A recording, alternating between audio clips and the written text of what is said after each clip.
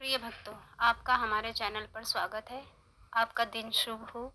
जैसा कि आप लोग जानते हैं कि आज सोमवार है। सोमवार का बहुत सारे लोग व्रत रखते हैं, तो आज मैं आप लोगों के लिए सोमवार व्रत कथा लेकर आई हूँ। तो चलिए कथा शुरू करते हैं। ओम नमः शिवाय। सोमवार का दिन शंकर भगवान को समर्पित होता है। आज के दिन भक्त भोलेनाथ को प्रसन्न करने के लिए विशेष पूजा अर्चना करते हैं। कुछ लोग आज के दिन व्रत भी रखते हैं ताकि शिव की विशेष कृपा प्राप्त की जा सके। बाबा भोलेनाथ के आशीर्वाद के लिए आप भी सोमवार का व्रत अगर कर रहे हैं तो इस शिव व्रत कथा को पढ़कर या सुनकर इस उपवास को पूरा करें। सोमवार व्रत की विधि। नारद पुराण के अनुसार सोमवार व्रत में व्यक्ति को प्रातः स्नान करके शिव जी को जल और बेलपत्र चढ़ाना चाहिए तथा शिव गौरी की पूजा करनी चाहिए। शिव पूजन के बाद सोमवार व्रत कथा सुननी चाहिए। इसके बाद केवल एक समय ही भोजन करना चाहिए। साधारण रूप से सोमवार का व्रत दिन के तीसरे तक होता है, मतलब शाम तक रखा जाता है। सोमवार व्रत 3 प्रकार का होता है: प्रति सोमवार व्रत, सौम्य प्रदोष व्रत और 16 सोमवार व्रत। इन सभी व्रतों के लिए एक ही विधि होती है। सोमवार व्रत कथा। एक समय की बात है, किसी नगर में एक साहूकार रहता था। उसके घर में धन की कोई कमी नहीं थी, लेकिन उसकी कोई संतान नहीं थी। इस कारण वह बहुत दुखी था। पुत्र प्राप्ति के लिए वह प्रत्येक सोमवार व्रत रखता था और पूरी श्रद्धा के साथ शिव मंदिर जाकर भगवान शिव और पार्वती की पूजा करता था। उसकी भक्ति देखकर एक दिन माँ पार्वती प्रसन्न हो गई और भगवान शिव से उस साहूकार की मनोकामना पूर्ण करने का आग्रह किया। पार्वती जी की इच्छा सुनकर भगवान शिव ने कहा कि हे पार्वती, इस संसार में हर प्राणी को उसके कर्मों का फल मिलता है और जिसके भाग्य में जो हो उसे भोगना ही पड़ता है। लेकिन पार्वती जी ने साहूकार की भक्ति का मान रखने के लिए उसकी मनोकामना पूर्ण करने की इच्छा जताई।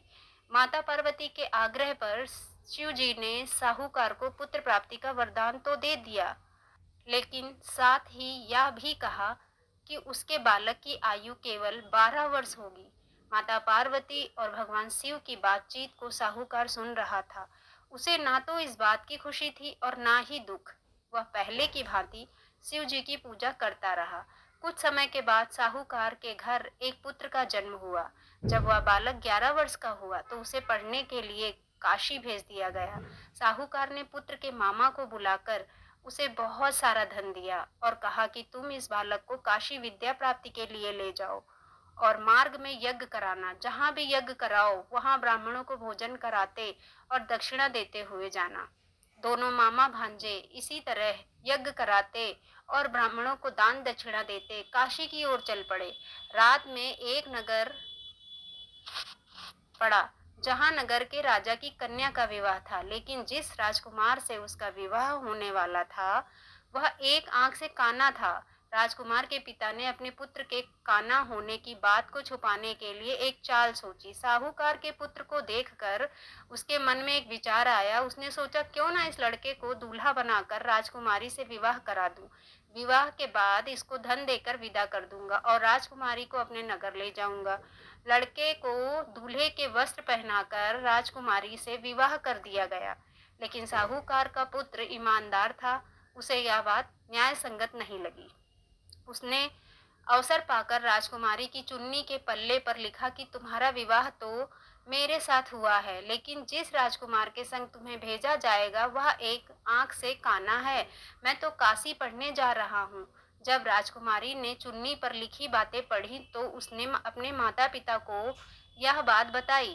राजा ने अपनी पुत्री को विदा नहीं किया, जिससे बारात वापस चली गई। दूसरी ओर साहूकार का लड़का और उसका मामा काशी पहुंचे और वहां जाकर उन्होंने यज्ञ किया। जिस दिन लड़के की आयु 12 साल की हुई उस दिन यज्ञ रखा गया। लड़के ने अपने मामा से कहा कि मेरी तबीयत कुछ ठीक नहीं है। मामा ने कहा कि तुम अंदर जाकर सो जाओ। शिव जी के वरदानुसार कुछ ही देर में उस बालक के प्राण निकल गए। मृत भांजे को देख उसके मामा ने विलाप शुरू किया। संयोग बस उसी समय शिव जी और पार्वती उधर से जा रहे थे। पार्वती ने भगवान से कहा, स्वामी, मुझे इसके रोने के स्वर सहन नहीं हो रहा है। आप इस व्यक्ति के कष्ट को अवश्य दूर करें।